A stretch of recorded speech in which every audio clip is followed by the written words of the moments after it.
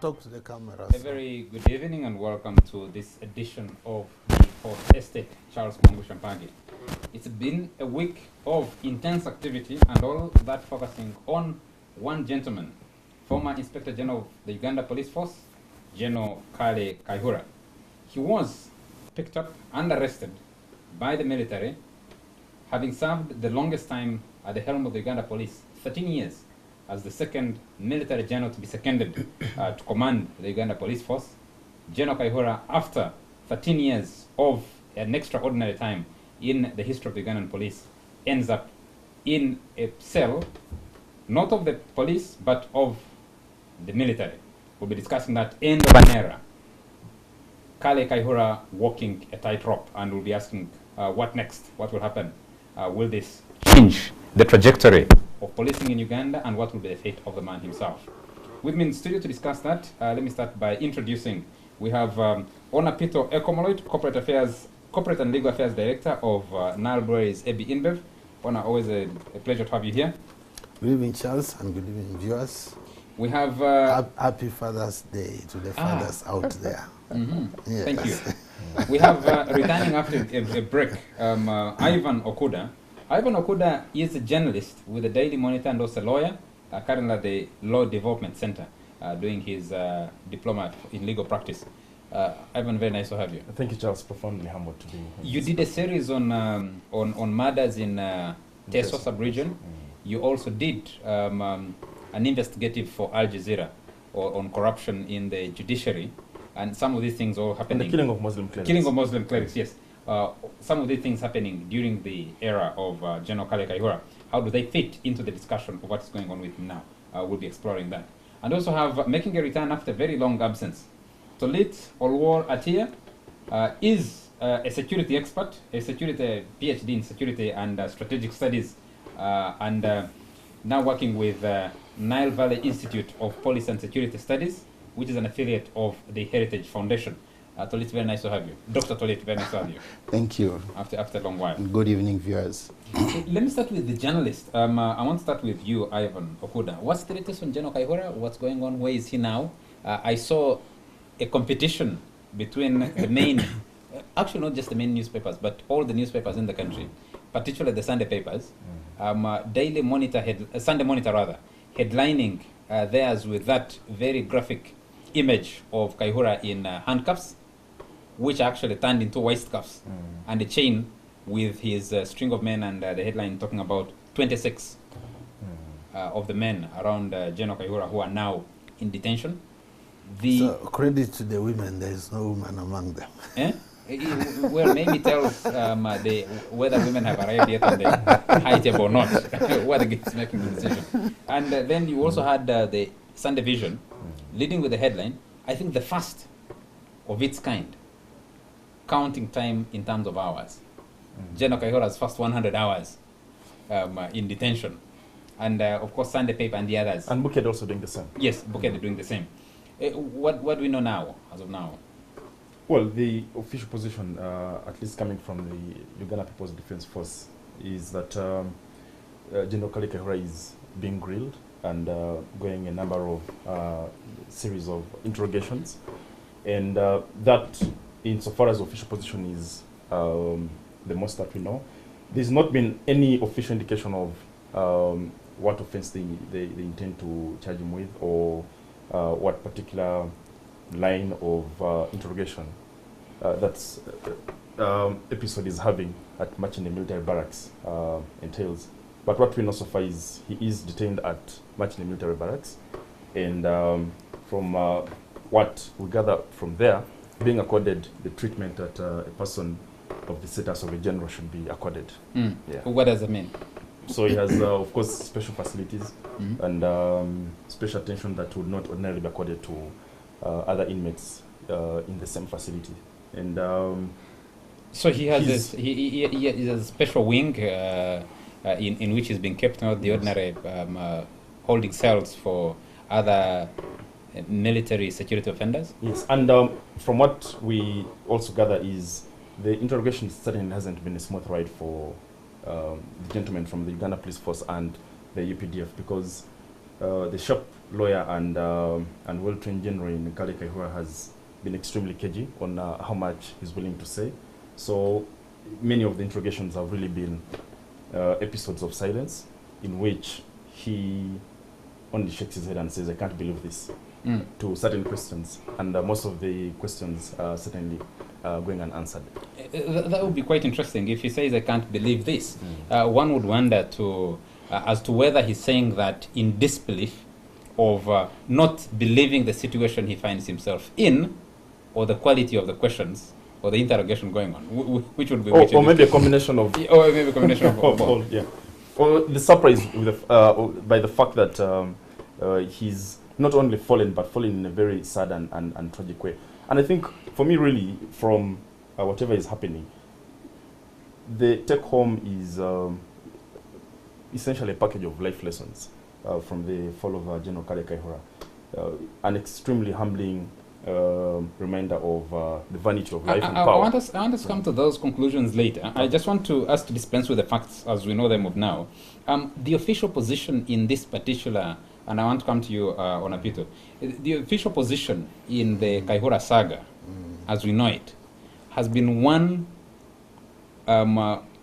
experience of, I mean, for a journalist in this era of social media and for commentators, it's been one strange thing, because official position was initially of denial, or nobody speaking officially. When they began speaking, they were cryptic in their communication, and much of the information was being driven actually by what was initially condemned as fake news from mainstream journalists. And yet all that has turned out to be actually true. So even to disentangle the state of what is going on with Kayihura today, who should be believed more at this moment? Look, ultimately I have to believe the state, because they is the one which is in control. I think the official position is that the army is dealing with one of their own, a general, whom they seconded to the police and was removed from the police, has not been deployed, and somehow is being questioned by the Chief of Defense Forces, either for redeployment. They haven't really told the nation anything. And for me, on the face of it, this is what should be happening in any society that seeks to be orderly. Whether you talk of a traditional African society, there was always the idea that individuals must be subordinate to the common good. And we hope that the intention of getting Kale Kayihura subordinate to the UPDF is for the good of the institution and the good of the country. And also you hope that this kind of action, where a big fish, so to say, is brought to account, gets institutionalized, and is not simply based on the whims of maybe the commander-in-chief in this case. It would actually be a wonderful thing for Uganda if finally we got into a chapter where, to say the least, nobody is above the law. And it's the institutions and the law which are dictating so. And it should also be the law to determine their guilt or innocence. But if it's all based on the whims of either the CDF or the chief or the commander-in-chief, then we won't have achieved much, because it means we may go back to a cycle whereby if the big man has not decided you are wrong, then you are not wrong.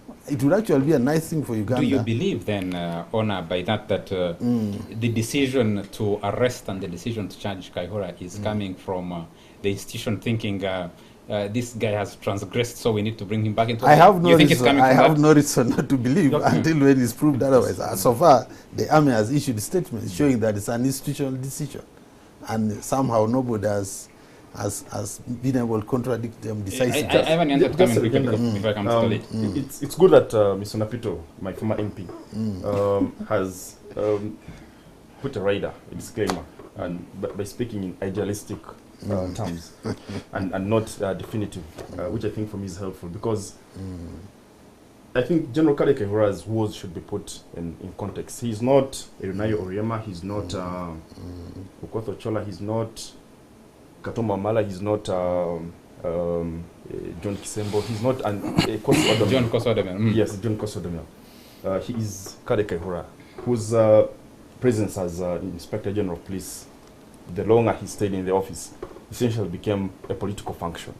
So he is, for all intents and purposes, a politician, and not someone who was operating in the ordinary course of somebody executing the functions of an Inspector General of Police. If anything, he was operating as a de facto head of security for the NRM, in charge of suppressing dissent when that needed to be done, in charge of buying off political opponents when that needed to be done, in charge of compromising critical journalists, people in the NGO sector, and opposition politicians when that needed to be done to serve the political interests of the president. So he was basically a political commissar. And you now have... Which actually was his deployment before he became... Yeah, absolutely, yes. For historical context. So you now have a person occupying that position in the context that he did, falling from the high mountain, and really, and this is not anything strange because I reported about it and it was published in the Monitor. The last meeting that the president did hold with his service chiefs, and really, for some reason, the president has been holding many of the meetings that have led to determining the fate of General Kale Kayihura have been meetings where many of the service chiefs have been involved. And the last meeting where... So at least you'd credit the president as commander-in-chief that he's not making an individual decision, yes. But this one he's making it carefully, yeah. Summoning everybody who Yeah. needs to be summoned, bringing them Absolutely. in line, and agreeing with them Yes. who should be deployed to execute what and part why of the... particular action should be taken. Yeah. And Yes. I think in terms of institutional growth of the army and security agencies, I think that is commendable. The last meeting that determined General Kale Kayihura's fate at the level of him being axed from the office of IGP, the president did table evidence, and of course reported about it with significant caution, given the level of sensitivity of the subject called Rwanda. And in that meeting, the president basically tabled voluminous evidence that had been gathered by ISO, CMI, and ESO, where General Kale Kayihura was on the spot for, among other things, encouraging, condoning, or through his omissions and commissions, allowing deep infiltration of our security by Rwanda. And in fact, in one question, according to a source of mine who was in that meeting, the president asked him, what are the Rwandese doing in our security forces? Are we going for war? And General Kale Kayihura only had one response for the president: sir, I cannot betray you. And in that, I think for me the context of that is you basically have his downfall related less to do with his transgressions as Inspector General of Police or the lapses in the command of the police force or the human rights violations that occurred, but rather a real or perceived threat, politically speaking, on the part of the president and those in charge of the affairs of this country from Rwanda. Then the last meeting that again led to his arrest, again had security chiefs. And what you have? You have this time evidence tabled, less to do with Rwanda and all the arrests that had been done prior to Kale Kayihura's own arrest, but this time with the murder of Andrew Felix Kaweesi being the subject matter. And most likely, if what my sources tell me, we may most likely have him charged with the murder of Andrew Felix Kaweesi, and less to do with the political espionage. So you see a president who is being smart and a seasoned politician trying to say, okay, so if I need to deal with a real or perceived political threat from a neighboring country that has its kingpin, who had reached really the apex of security in my country, then you possibly get a legitimate offense with which you can politically finish him off, or keep him running the court system, like has happened to many Ugandans that have to be processed through the slow criminal justice system of this country. So for 3, 4, 5 years, and possibly he's waiting for his fate to be determined here. Let me bring in Tolit before we dispense with this part of the security, because we'll discuss the politics going forward. From a security perspective, generals don't fall that easily, especially on the African continent. One would read the involvement of the top security chiefs from the commander-in-chief from possibly 2 angles. One is that he knew any action that is not carefully, that does not include the participation of others, how would it have impacted? How would it impact on his own power? But for someone who was picked from the military to head the police to end like this, is that normal? Does it happen in normal circumstances? I think to ask whether it's normal or not, is a bit cryptic. It creates a puzzle. But just before I get to that, there is something I want to say, and I have had many people asking this, or when you read the papers and even listen to my colleagues here, this looks to many like a surprise. But I want to dare say that I don't think it's a surprise. And why would I want to say this? Because you see, if looking at what has happened to the general in isolation of Uganda's body politic and how the politics has been running, I think would be attempting the wrong question. Because what is really going on, look at the president. I want, if I cared recently to look back at his inaugural speech. And in that speech, you see a president. Which one? He has had so many. Oh, the very first one, 1986. You see a president that presents himself seeking very broad reforms. Now, comparatively, if you look at presidencies that tend to seek reforms, there are 2 or 3 likely things that are going to happen.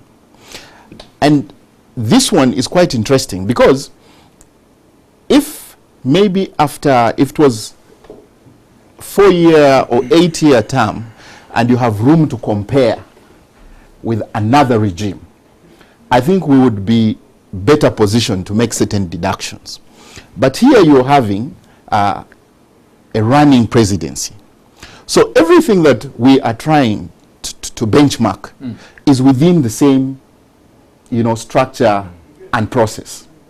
But what I seem to see, and what I seem to learn from this, is that you see, reformists are going to do one ultimate thing. You are going to find that at every bend and turn, given the context, policy will change, and they will change personnel. And it's not new. If you look through 86 to today, there are a number of persons that have fallen along the wayside. So that is not surprising at all.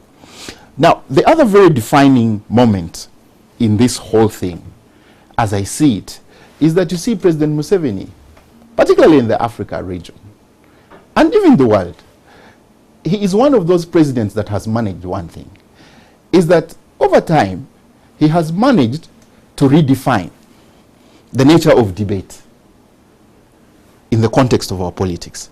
And not has he only redefined the nature of debate, he has also managed to transform the parameters of debate. Because what has happened here, honestly speaking, may not happen in many of these African countries. Why? He is a fourth-term president. He is a strong president in the context of the other players. He is also the symbol of mobilization. So somehow the buck seems to stop with him. Because if in this he's saying, I sense something that is not right, and I'm shifting tactic, I'm shifting policy, the rest seem to rally with him, and this is what we are seeing. Do they? Look, just Ona has for me, had an argument before. Ona, I know you might want to say something else, but I want to pick it from here. You've had an argument from here on the structure of power in this country. That you only see this kind of action if anybody attempts to look beyond their level. What you've had over the years, including generals like Kayihura, because you can look back in history over the last 30 years, almost every general has arrested another general in some kind of musical chairs that Kayihura now is the last to find his chair has been snatched or pulled off, and he has to fall on the ground. But all the others, he has arrested several of his colleagues, and his colleagues have arrested other colleagues, and they've been arresting each other, that they, to such a level that they no longer pose, they have never been allowed to pose a threat to the top. That's why you're looking elsewhere now. Is that the genius of Museveni? Is that the absence of ambition or strategy of the other colleagues he had in the bush struggle? What explains where we find ourselves? I think this is rooted, and the president has said even during the budget speech, is the leader of the resistance. If you analyze all these people who joined him, he was before they were, and they kept falling in line. I think there's a series monitor I used to run about the war, the Bush War. Everyone would talk how they reached the chairman. Somehow they would leave Kampala and then they would reach the chairman. So the chairman was always there, and they kept on joining the chairman. And I think that strength of the president never really left him. He had it in the bush and he just brought it to the city, and it's what has kept him. And so you kind of have a two-tier structure where the organogram is with him and then the rest is on this plane. And he has successfully delegated a bit of his power at point X to person Y, and he makes the public see that it's so-and-so who really radiates my power at this moment. So, and you could see that General Kayihura read the president fairly well and maybe started to think that some of the tactics the president had used, especially in mobilization, he himself could use them, but perhaps he was overrun by the situation, because he did not have the advantages which the president had in terms of controlling the people whom he deployed to help him also use the power that the president gave him. So I think some of the people just did their own things in the name of doing it for him. Did he in a way get ahead of himself, you think? Are you suggesting that he in a way got ahead of himself? In the belief that this delegated power, I think it's not only him. Many people have got ahead of themselves, They have failed to appreciate that it's delegated power, and there is as far as you can go. And especially if you involve so many people, like he involved the crime preventers and a lot of people, I think he got overrun. So let me pose this question to all of you gentlemen, starting with you, Tolit. How has Museveni managed to do this? Because it's not normal in many circumstances that one, you have a population as big as the Ugandan population, you have a population as young as the Ugandan population, but you have a camaraderie. The difference between the Ugandan revolution, if you call it a revolution, and other revolutions, is that other revolutions have comrades. They refer to each other as comrades because they share the revolution and the power that it gives. That's why you'd find that after 30 years in Zimbabwe, the other comrades could rally and reclaim that from Robert Mugabe. You'd find that scattered in very many different areas. It didn't work effectively. Maybe it still worked to some level, because even even in Cuba, if you could extrapolate it, you'd find that even in Cuba, somehow the collegial kind of ownership might in some way, because Fidel Castro knew that a part of his success was because of the work of Che Guevara. So he couldn't claim absolute ownership of the success of the Cuban Revolution. And that's why he possibly was able to cede some of that to his brother, and the brother has been able to cede it to someone else. In Uganda's case, even people who are very close, you'd find it difficult from around 1987, when Salim Saleh was kicked from being army commander and put on Katebe for some time, for him to be able to radiate or establish a claim on the power as the brother has. How does that happen? You have a very young population, you have a large population. What I forgot to say is that in other areas, the populations are much smaller. Libya was a much smaller population, so easier possible to control. If you go to Equatorial Guinea and those other smaller countries, the populations are smaller. In larger populations, that's not always easy. So how has it been able to do it? Yeah. I think in this case, one thing that this current Politburo has read quite correctly is that they have tried to stay in tandem with what they have tried to stay in tandem, and they have always sought to be part of what you look at as the global community. And so then what is this global community? What is happening? About three things are key. One, there's an element of rule of law, whether real or perceived. The other is the strength in organization, and particularly structuring it in terms of what the history has been, what you in your particular context. And in the Ugandan context, if you look at Uganda to independence, the only subnational group that was fairly organized is Buganda. The rest of the subnational groups that particularly, say for instance, attended the Lancaster conference that then conglomerates to form the nation Uganda, were weak and have remained weak in a sense. So the Ugandan politics has always been and is between the central element at the time and the negotiations with Buganda from time to time.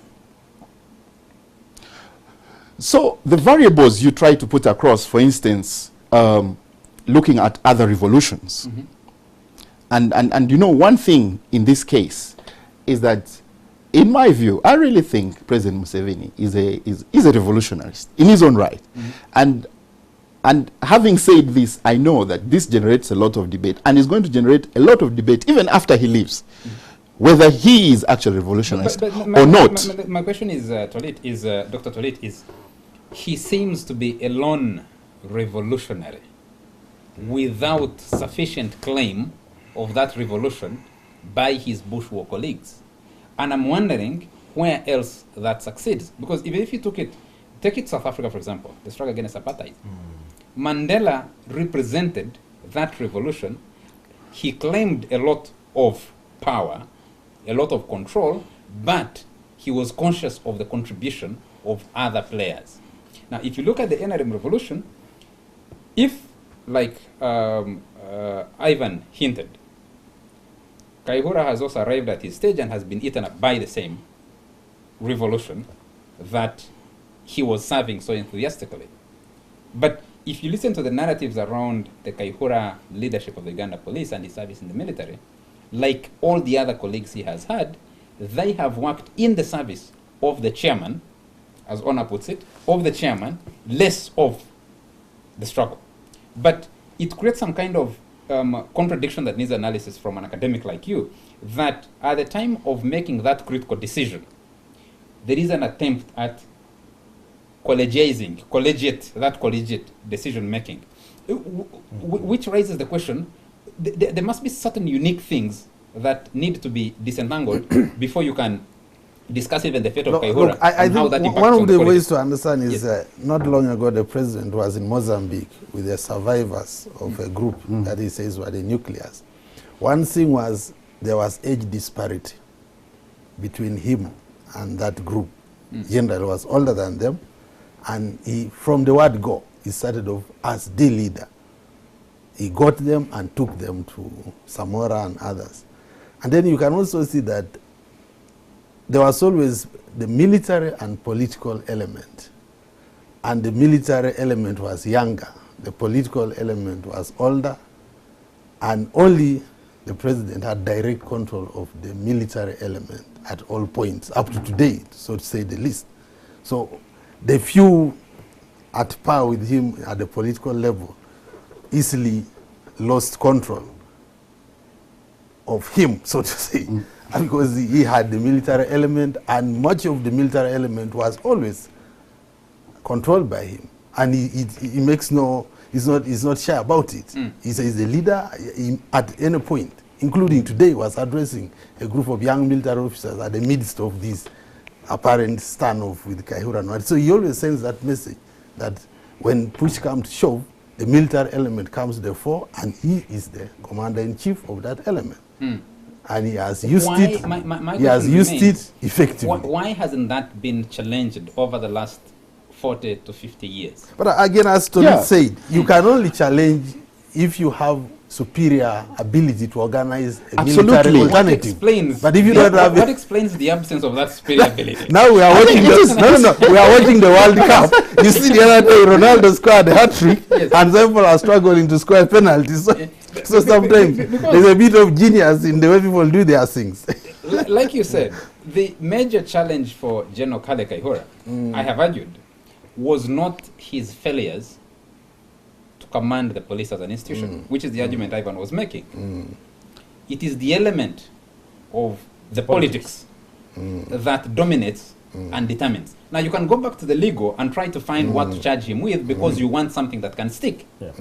And whether it sticks or not, you actually, by the time he gets out of the situation in which he is, he will have been significantly cut to size to be able to find his place among where all his other colleagues have found their place. Look for rehabilitation. Yes, he will go for rehabilitation or whatever happens, or he had walked to Kashagama since March, walk back to Kashagama, live a humble life and settle down there. People were asking about General David Tinyafusa Sejusa. He has also gone back to somewhere in his village, settled. I think Help me understand this. The, Yes. the question you asked, every society has its own context, and every country, especially, does have its own socio-political context. The context of Mr. Museveni, I spent the weekend somewhere outside town, and I had a long interaction with someone who was key in the formation of the reform agenda that since mutated to the Forum for Democratic Change, and has since abandoned politics and lives a private life, and seems to be doing well. And one of us at the table asked me a question: why did you abandon the reform agenda? And he says his elder brother in 1986, while they were celebrating at home, said, from my knowledge of Mr. Museveni, arising from the fact that I shared a classroom with him for a considerable period of time in high school, this man is going nowhere. That was as early as 86. And if you talk to the old senior citizens of this country, like Mzee Yona Kanyomoze and people that would have a fair view, or even Mzee Boniface Benyama, the interviews that he gave, especially to the Observer, to Herbert Uluka, the people that know Museveni knew from 1986 that he's certainly headed nowhere. He's certainly going to establish a system that will accommodate him in power for as long as he can. So from the word go, you have someone whose mindset is engineered to either die in power or, in the view of some people that know him better than many that surround him, establish a kind of almost tribal dynasty or something close to a family dynasty in the very least. So you have the politics configured around A as an option, somebody staying in power until they die, which is what he's achieved with the last blow of the removal of the age limit. That was the only stumbling block. And B, where and if that fails, try the option of having somebody from within your own family or someone from within your own almost tribal or sub-tribal, quasi-empire. So, and when he makes references to the Bachwezi and all these kind of things, and people like those that I've mentioned, whose views you'd respect because they have certainly better knowledge of him, these things certainly resonate and they're able to connect. So anybody that comes in the way of any of those two options will certainly be dealt a blow, whether you're General Henry Tumukunde and you're trying to be more than a general but also a politician, or you're General David Sejusa, who says a general who doesn't have an ambition has a problem. You'll certainly be dealt in a certain way. If you're a subservient general like Eddie Tumwine is, you'll go with the flow, go with the rhythm. You're good to go. You won't have any problems. If you're Anangina, the former deputy CDF, who knows your place in the ecosystem, you'll be you maintain your peace. You can go and distribute seeds and beans and maize seedlings to farmers and be okay. Katuma Mal who knows how to stick to your lane. So clearly, what the golden thread that is interwoven in many of the examples from 86 to 2018, this sort of Kali, is you have everything done to deal a blow to anyone that seeks to rise beyond the ordinary call of duty to the project that is the Museveni life presidency or an attempt at creating a sub-tribal... but look, Mangosha, yes. just a minute. Yes. You see, one Yes, thing, one I minute. want to, I partly agree with the,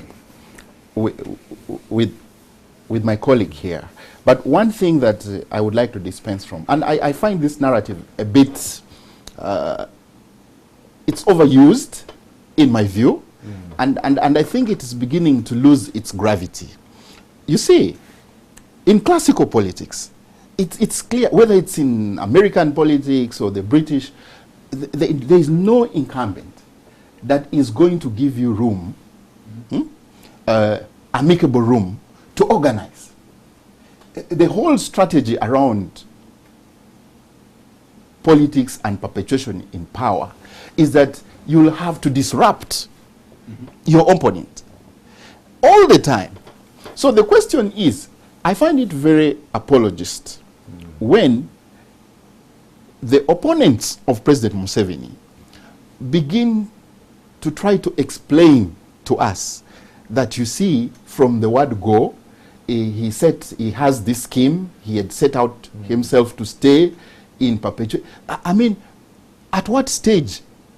All over the world, even look at the European wars. Nobody was ready. Nobody was ready to hand over power. And I think the difference, and also the thing that if that was his intention, I don't think it would be a novelty in Uganda.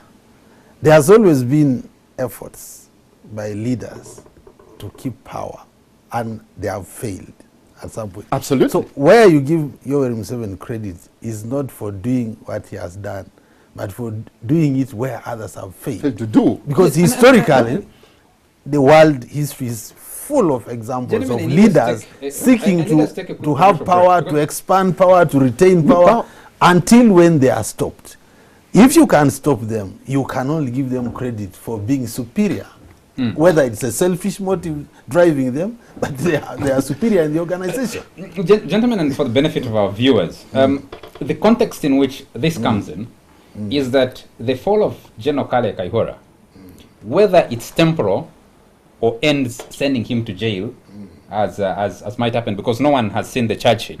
We do not even know, like the Sunday Vision wrote, Kayihura's first 100 hours in jail, and the president was talking about he doesn't want to hear this nonsense about police bond and the nonsense about bail, though the judiciary has responded, is that the radiation of that power, the perceived organization, especially among around the so-called 11 million crime preventers, to which President Museveni is the patron, and the groupings like Boda Boda 2010 of Abdallah Chitata, and the collaboration or the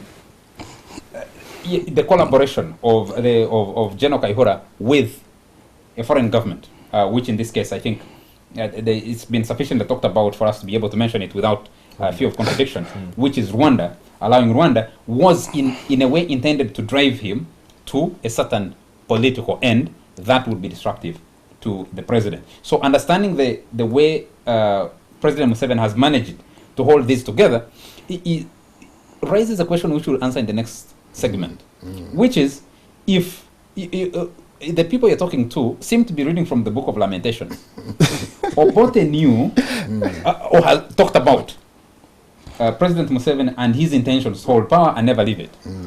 Mwanga talked about his reading of President Museveni and where he would want to take the moment he got the chance to get by into power. 2060. Yes. The late Boniface Byanyima. But Charles, what's also true is that that motive has certainly been challenged. That's why the army is proud, and to the credit indeed, to have defeated not less than 20 rebellions from Yes, from the 1986. question is, so it's not that Ugandans have not attempted to challenge that status quo. It's just that the challenging that status quo remains work in progress, and there's no timetable, there's no calendar on when that work in progress should end. The question would be, Ivan, That's that true. If the thinking of General Kale was to grow like a Gorbachev of some sort, grow within the system and reach the pinnacle, And then break it. He hasn't succeeded. If it was like other people have thought, work within the system and then break it later, they haven't succeeded. He's been able to deal them a fatal blow when the time came and at his own timing. How does that work? How does that succeed? Let's come back after this very short commercial break.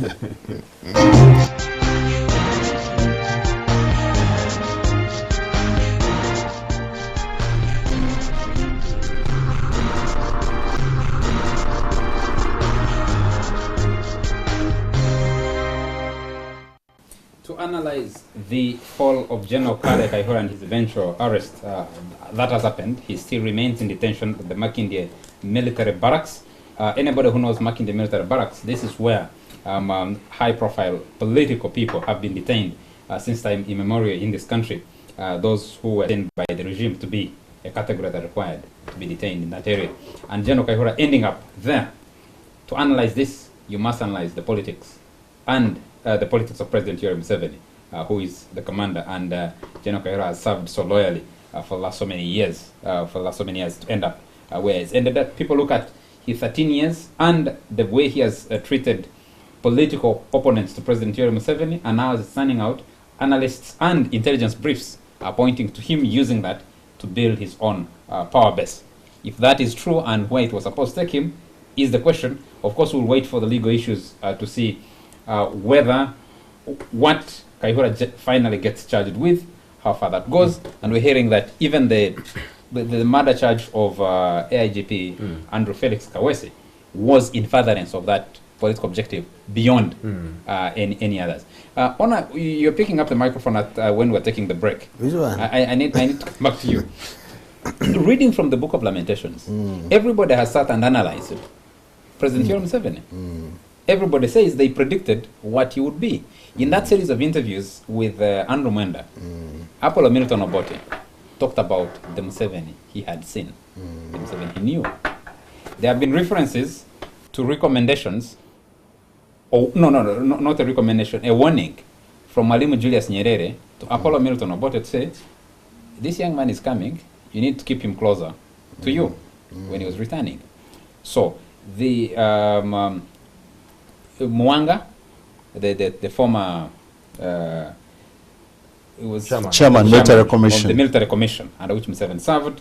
You have had the late Boniface Byanyumas, and everyone else you speak to, they will tell you, we knew, we were warned, we were told President Museveni would be this. And if with the exit of Mama Mbaba's exited earlier, he was the all-powerful super minister, prime minister, minister of defense for many years.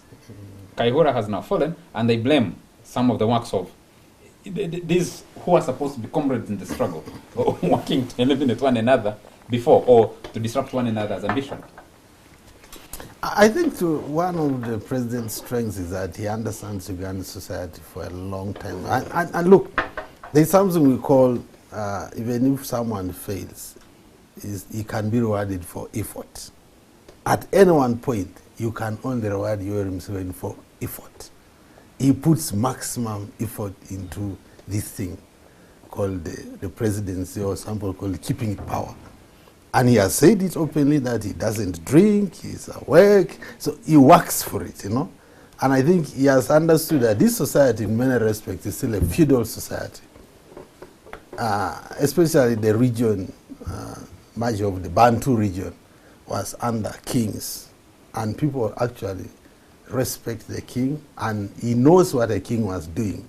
So in addition to the military prowess we have discussed, he also knows that the king is a giver. So the power of being able to respond to people's needs, you may say it selectively, at least those whom you need at a critical moment, the president knows to play a good stick and carrot policy. And that's why even when people are seen to be down and out, like General Kale now, there have been many instances when they have resurrected. And it's possible that he may resurrect at a certain point and sing a different tune. Yes, Ivan, before you come in, if you want to find a representation, going back to General Kale, he acted almost exactly in the same way. He gave his everything to his leadership of the Uganda police force for the time he was there. He never slept, for people who know him. He worked at the job 24/7, almost no leave. time. He took no leave. I've been told that he would get fatigued. He wasn't falling sick, but he would get fatigued to a level that he needed treatment, and they would put a drip on him and he'd walk with that drip back to work. He had the hair goal, perhaps. That he would be operating. It doesn't matter whether he was in office, operating from his home. You're looking you're looking for people who acted. I mean, he's the first general, I He think. was a good student. I think he was the first general to organize a march past to celebrate his promotion to general. From, I think, Constitution Square through Ginger Road. I don't know where that ended. I don't know if Ivan, you remember. I remember, yeah. He organized a major celebration, the last, I think, before his fall, to mark 50 years of the death of his father, and open that Kale Institute in Kisoro, where, if you look at it from every perspective, he was arriving at his crowning and just saying, I have mobilized these people, Mr. Maybe we had a private discussion or something. You can see, I have the people here. To present 11 million crime preventers, a network that runs across the country, is to say, look, I have what it takes. I don't kill your flow. I'm told Yes. of a meeting, Yes. the president, and this is from someone who was in that meeting. Kale organized, he took some young people to the president, about 10 of them. And for 95% of the time, each of the 10 was standing up and praising General Kale before the president. So until the president got bored and asked, so what is this meeting about? So that is... Yes, and, yes, but you could extend that. Abdallah Tata, who is now incarcerated with the general in a different holding facility, of course, but organized one that ride on the court, but two declared, I will defend General Kayihura. Nothing will happen to him when I'm here. So if you look at it from that perspective, you'd find that everything was falling in line and the thinking was in the right direction. How does a person like that end up on a charge as serious as the murder of his deputy? If the charge sheet tomorrow or any other day he appears in court actually reads the murder of Andrew Felix Kawesi, where would such a miscalculation come from? And if you add Well, to I spoke earlier of delegated authority, and depends how you utilize it. So I think it was just one of those many cases of getting excited, overzealous, and perhaps Making mistakes. making mistakes. But also I think the president, again, we're in the midst of the World Cup. It's like typical coaches. I mean, somehow, no player cannot be changed. Even when he could still score, somehow there's always refreshing. So you just have to get to make a mistake, and then it's a good excuse to refresh the team. First, a reading of the Bible, the Quran, literature from people like William Shakespeare and William Golding and all these fine writers over time shows that there's really nothing new that's happening, because political disagreements that led into incarceration of people that were ordinarily so close for anyone to imagine that they would disagree to the point of one having to jail the other are not so unique to General Kale Kayihura. You know, only recently General Sejusa was in the General Court Martial. General Tumukunde was battling for his freedom. But recently in Angola, it was mesmerizing to see the current president, to whom power had been technically handed over by Eduardo dos Santos, going for the immediate family, including the daughter. First sacked Isabella dos Santos from a very powerful ministry, and then went for the son and asked him to account for illicit wealth and fraudulent accounting and things like that. If you look at South Africa, ANC, these are people that withered very difficult times decades ago, and you have Jacob Zuma now being embarrassed by people that would ordinarily be protecting him and the legacy of ANC. So it's not terribly surprising, because at the end of the day, when all is said and done, politics is really a game of interests. So if in the game of interest, certain interests are injured or potentially interfered with, some people will have to have their toes stepped on. In any case, I think General Kale Kayihura, for all his transgressions and the weaknesses, finds himself now as a very serious victim of partly the succession politics of within the NRM, the first family, and generally the country, the post-Museveni era, who takes that space and leads the conversation on who replaces Mr. Museveni is intense. It's happening in the opposition. It's happening in the first family. It's happening in the military. It's happening in different power centers in the country. I have difficulty with what that. That means yes, is I have some of the allegations against yes. Kale, and I really don't want to be misunderstood, but part of the allegations against him will certainly be exaggerated because, for example, the Rwanda angle. One time I was talking to Dr. Vesidi, I don't think he would mind me saying this, but and was telling me from the time they left the bush and took charge of government, Kale had been a victim of his ethnicity that is linked to Rwanda. So even when he was appointed editor of the president, people kept giving intelligence to the boss. This man is working with Kagame and things like that. So now he's IGP and like Ona and yourself have rightly described with epic detail. He now basically puts himself in the path of the succession politics. So he becomes somebody who has to be dealt with at the level of competition for that political space. So, and for me, the absurdity as a Ugandan and the person watching the show out there would be asking, what's the relevance of all this? When the generals are playing their games and going after one another, how does that apply to me as a Ugandan? I would expect, one had started on that, but in the idealistic sense, that General Kayihura, in a typical case of South Korea, where you have a president being brought to court because of corruption allegations and being tried through the system of the courts, to be able to answer for transgressions. Because for 12 years, this gentleman presided over not only a partisan, but a force that had degenerated into a criminal outfit. And presided over very serious human rights violations. If you speak to any human rights lawyer in town, Ladislas Wakafuzi, Nicholas Opio, Kale Balaka, and all these people, we journalists who cover human rights, governance, and politics spoke to victims of serious human rights violations that were committed either on the orders of or with the condonation of General Kayihura. And if you speak to the people in the business world, it's even worse because some of them, when they needed to fight wars with other businessmen, would run to him either for protection or to have one or the other people jailed. The story of the torture and the abject the absurd treatment of Muslims, almost nearing criminalization of Islam as a religion in this country. And that was basically Kale's preoccupation. There's now an audio that is circulating of Sheikh Mzata speaking prophetically about his downfall. So if you speak to the Muslims, the anger and bitterness and the level of human rights violations, Kale will most likely not be answering for any of those. So wouldn't that be the grandest Yes. irony Yeah. of the fall of Kale, that he invested so much, and agree with you on the question of him being a victim of his ethnicity.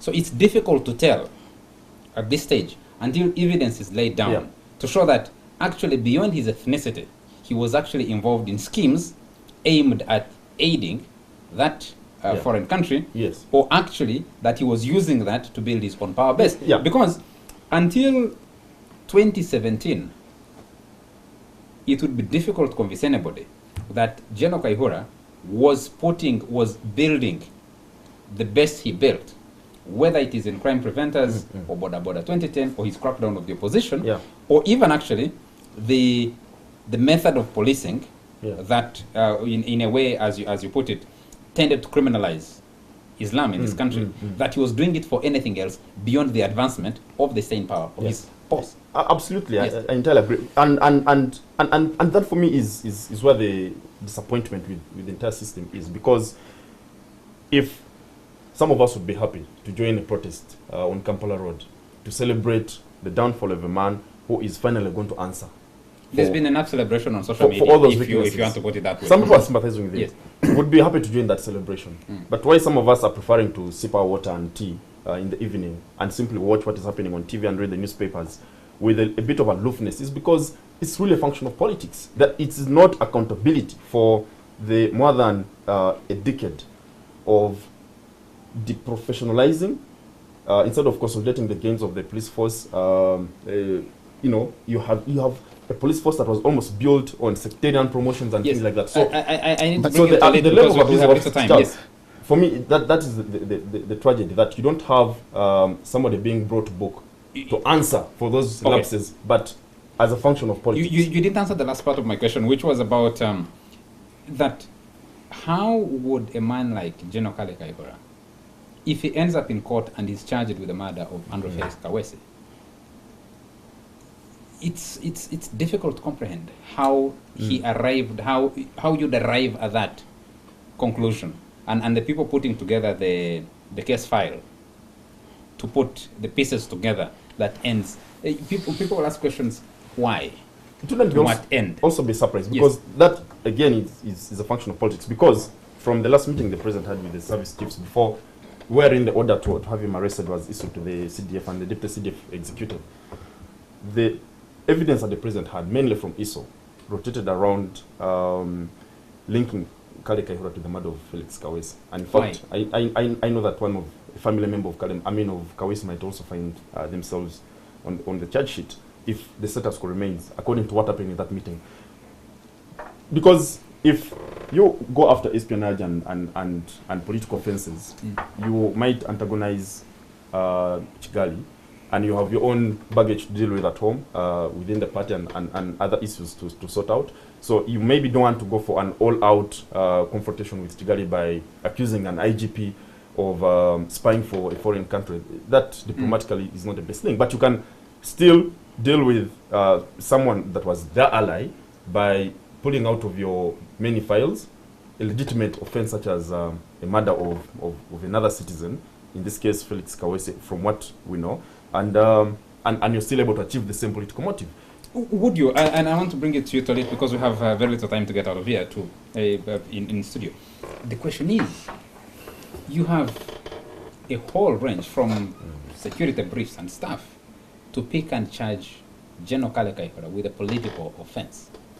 But to charge a former IGP with a murder, it sometimes becomes difficult for me to comprehend whether it is for political reasons or for security reasons.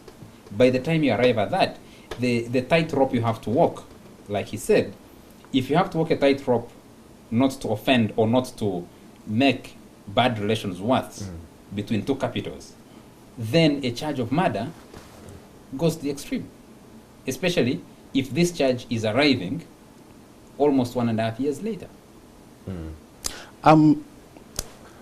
One thing I'm finding very difficult is that we have to try and speculate into what the charge sheet will read. Of course, from a very legal perspective, no prosecutor worth his salt would want to pursue a line that is not able to rigorously persuade the court to believe. Political occurrences, like we have tried to put it, oftentimes are ambiguous. And it doesn't get any better. Like in this case, we're asking why now? Because this has been a long period of time. And probably for me, the frustration I have in discussing Ugandan politics is that at the end of the day, it is like trying to write an antithesis of a script you have written and acted out yourself. Because at the end of the day, we have one strong player we are talking about. Because look at it this way. Look at it from the perspective of broad governance. Honor raised a very interesting argument. We were looking at it as more of idealistic than anything else. Because if you have, in political contestation, if you have those who are contesting power, and at no bend can they arrive at what you'd see as a potent contest, you know, to the status quo, apart from the elective periods or the elective calendar, there is nothing else we have seen. For instance, the big discussion for me today, if you look at it comparatively to some of these things have been happening in other countries or happen, an incident like this would have been an incident where the opponents of President Museveni would pick and run with it. But clearly, you can see Many are they, still they, facing with they, the they have no narrative around it. They have been caught completely pants down. We have all remained speculating and wondering how all this has happened. Whatever has happened. Because what will the opponents but of the this is president do not, with it? look, but Like for for me, scenario building, but what will for- they do with it? But for me, this is not surprising, just before Dr. Tori, because we are not really running your liberal political system. This is a paramilitary kind of Operation. Look, just look. Because what is happening to General Kale is within a military context. yes. And these things have always happened within the army. And so the rest of the population can only watch. Gentlemen, I'm being told that our time is out. So let me throw this to you as we get out of here. Is it therefore safer to speculate that the situation General Kale finds himself in is more of, is it political, is it criminal? Because if the charge sheet reads criminality, there is enough to deal with from the political perspective, as we have discussed before. If it ends up, so is it because in that case it will be normal. You veered off the road, ended up doing something criminal, and for that you're being punished for your crimes. But if it was a political one, then the discussion would be fundamentally different. So which is which? Starting with your honor. I think it's criminal. I mean, the way the government is framing it, if he's going to be charged alongside the other police officers who have been in Makindye, I think so far the court martial is charging them with the criminal military type crime. Yes. So that's, I suspect, will be along the same lines. It's Be- more because of all the police officers or the security people have been arrested so far. Ivan, you could correct me.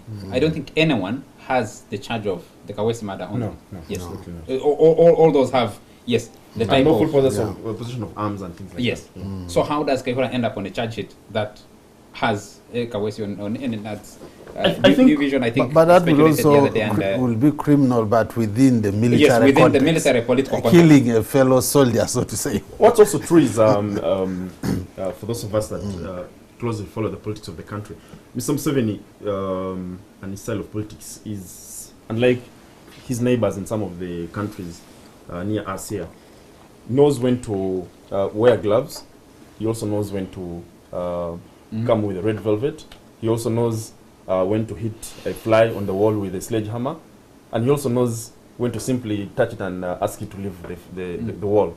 So that will certainly depend on the political circumstances. And he's a smart calculator and reader of events. So depending on, for example, the level of threat, you know, the Americans have a system. Dr. Tolit is, I'm sure, conscious of that. The Americans have a system of Threat levels. threat Risk analysis. Yeah, risk analysis and threat levels, which they always post on their website. So if the political threat of person X is such as reading a red alert, then you go for the red velvet and throw a charge of murder on him, or an offense that will be a technical knockout for him from the political scene, and all those that might be working with, including some foreign powers. So that will, and for me, the concluding remark really is the absurdity with what we're witnessing. Why there is really little to celebrate is, whereas we would be excited that the rule of law is finally in motion, that the courts of law will have a chance to distill the evidence and the facts and the issues therein and find somebody innocent or guilty for their transgressions. What is happening is not only a function of politics, but somebody trying to balance the political cards. Because this country is ripe with murders that have gone unresolved, including massacres that the president has admitted happened in the north and the east. And the people that were behind those massacres are still walking free. So thank you. It's really politics and politics. Dr. Tolita, I'll give you the last word, and I'll give you free range to say whatever you want to say in conclusion to the discussion this evening. There are really three things I want to point out, particularly for we in the public. One is that this event at least gives a bit of reassurance in terms of public confidence in the security of person as a departure from what was happening in the previous regimes, because a general has been picked, the establishment has accepted they picked him, they say he has an issue, we know where he is, and like they say, everybody will have their chance in court. We really hope that when the legal process ensues, he has an opportunity, like any other Ugandan, to put up his defense. The other thing that I would really crave to see and push for is that for the stature of General Kale, the public probably has been thrown to panic. And even the other serving officers, maybe of the same rank and all that, without speculating what his crimes are. Because just supposing, after a week or so, he walks out and they say there was actually nothing. But the truth is that the public relations, the public affairs machinery of the Ministry of Defense and government per se needs to keep in contact with the population so that we really have a full understanding of what is going on. And I think that is... Someone doesn't matter. Does that matter? Gentlemen, the population just needs, the population needs to fear. We need to get out of here. Both Ivan and I'm afraid our time is out, gentlemen. We can't carry the discussion on part. Both Dr. Tolit and Ivan talk about the wheels of justice being accorded to General Kayihura to be able to end, and it comes at a time when the president is saying he doesn't want to hear about police bond, which is provided for legally. He doesn't want to hear about bail. And I was telling that to the Chief Justice. And he's telling that to the Justice. The Chief Justice has responded. For me, the no shocker, military bond and no military bail. For me, the shocker was that you had people knowing that General Kayihura is where he is today, and his role as leader, as head of the police over the last 13 years, sitting behind us here and cheering on when the president is saying, don't give police bond, don't give bail. And also the fact that General Kale, especially among other events at the funeral service of the late John Kagezi, again insisted we need to have a conversation about bail, especially for capital offences. He actually went to Parliament and said to defend that amendment, that proposed amendment, that he shouldn't give in the circumstances. And even extending the period of 48 hours. For those members of Parliament, I was really, I don't know if I was shocked, because shock would be... But I want to salute the Chief Justice. I think the Chief Justice Ugandans love mob justice. Gentlemen, our time is out. We need to get out of here. Apologies to Jose Nwavine. I saw your message. I wasn't able to take it. To my friend, the few other messages that came through, and I wasn't able to take them this evening. So apologies for that. But thank you very much to Onapito Ekomoloit. Thank you very much to Ivan Okuda. And thank you very much to Dr. Solid. Thank you very much to you, all our viewers, for joining us tonight and always. And thank you very much to the production crew that stay up late to deliver this show to you. The conversation continues on our social media platforms, Twitter, WhatsApp, and Facebook. For me, it's a good night.